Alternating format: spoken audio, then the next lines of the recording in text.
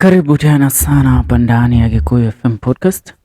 Na kama ilivyo ada na desturi, mnajua tumekuwa tukizungumzia kisa cha Monica Kimani, Jowie, Irungu na Jackie Maribe, tukijaribu kuangalia kisa hiki kwa upana na urefu, haswa baada ya taarifa tata kuweza kuzuka kwamba Jowie Irungu sio yeye alipata kuhusika kumuua Monica Kimani.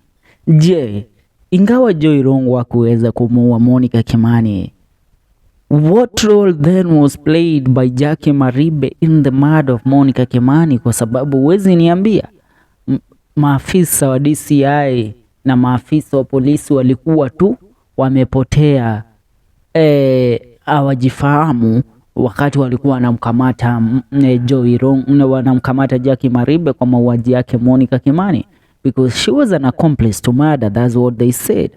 Now, kumbuka imajuzi, ofisi ya Director of Public Prosecution went ahead to appeal the acquittal of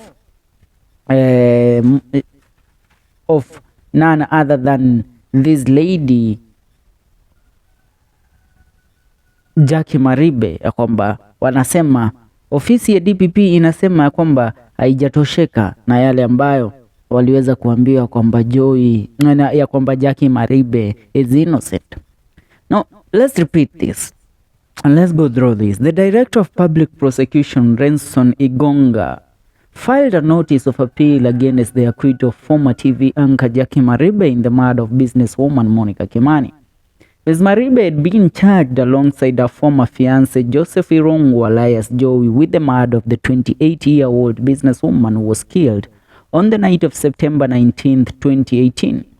Now, take notice that the intended appellant herein being dissatisfied with the decision of the High Court of Kenya at Nairobi, Honorable Grace Nzioka, delivered in Nairobi on the date of 9th of February 2024, and hereby appeal against part of the judgment acquitting the second accused person, the notice by the DPP's office read.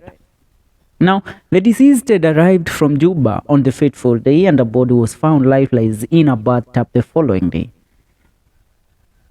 Last week, High Court Judge Grace Nzioka found Mr. Irungu guilty of the murder but freed Ms. Maribe. The judge said there was no evidence linking Ms. Maribe to the death of the deceased. And I shall read Nzioka's statement.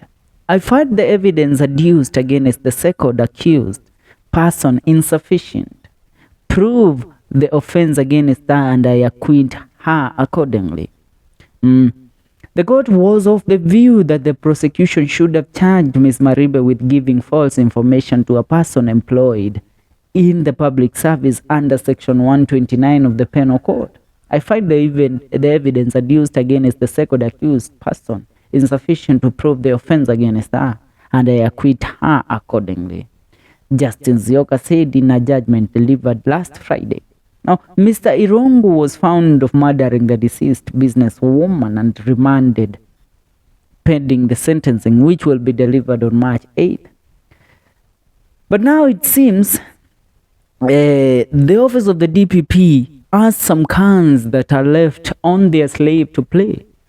Wana mchezo ambao umesalia ambao hawajaukamilisha kucheza na Jackie Maribe.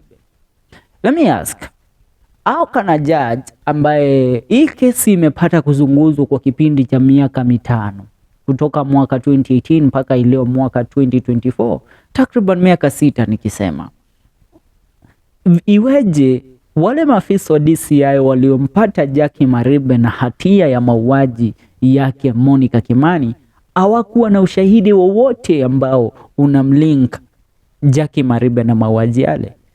Ndio maana inakujia, pengine unasikia kuna fununu zinadai ya kwamba ni kwa sababu Jackie Maribe ana uhusiano na watu ambao wapo katika serikali ya sasa. She knows people who know people in the government. Na hilo limemsaidia kuweza kukwepa kujipata katika njia panda, wala kujipata akiwa anaekewa mashtaka ambayo alipaswa kushtakiwa. Jowie Irungu, kama jinsi ambavyo tumekuwa tukidai na jinsi ambavyo tumekuwa tukipitia evidence ambayo iliweza kusomwa pale kotini, tumeweza kudhibitisha kwamba Jowie Irungu might be innocent of the said case. Lakini the evidence that is laid on Jackie Maribe, let me ask, what was the reason for her to lie to the police officers at first? Mbona alidanganya kuhusu mahali ambapo alikuwa? Mbona alidanganya? Alafu Jackie ni mtu ambaye anajua kucheza kadi zake vizuri sana. Alikwenda na kudai kwamba yeye siku ya mauaji alikuwa amekwenda sherehe pamoja na gavana wakati ule wa Nairobi Mike Mbuvi Sonko pamoja na binti Rais William Ruto.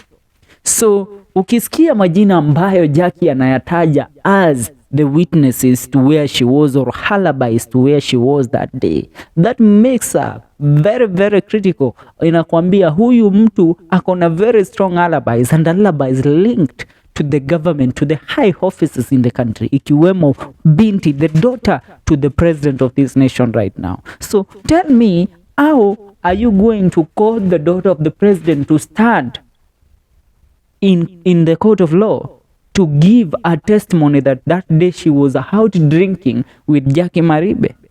No, that card makes Jackie Maribe as clean as what?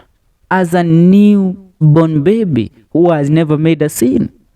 Yeah, kwa sababu mtu kama connection yenye mtu kama Mike Sonko nayo ni kubwa sana na hawezi taka jina lake lichafuliwe. Yeah. So Jackie Maribe had her cards well planned. But now she had the perfect scapegoat. Na wacha niwaambie, tumejaribu kutafuta motive tukaikosa katika mauaji haya. Let me ask, who else had a motive to go ahead and execute Monica Kimani? If Monica Kimani had an affair with Jowie Irungu, and Jowie Irungu was married to Jackie Maribe, and Jackie Maribe realizes that, who else has the motive?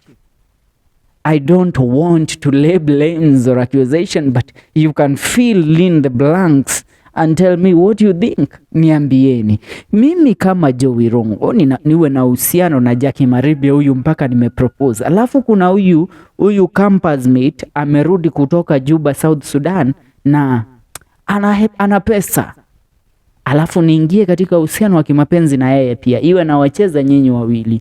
Alafu huyu ambaye nilikuwa nimemuoa aweze kugundua ya kwamba, wait a minute, huyu mtu nilidhani ni wangu, tumeproposiana hata miezi 5 haijaisha, ndio huyu ananicheat na huyu binti, na najaribu kumuondoa kwa huyu binti anakataa. So what should I do?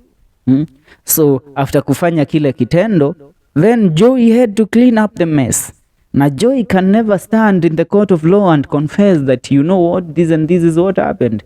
Anaogopa kwa sababu umesikia wale watu ambao this person has as alibis of where she was that day.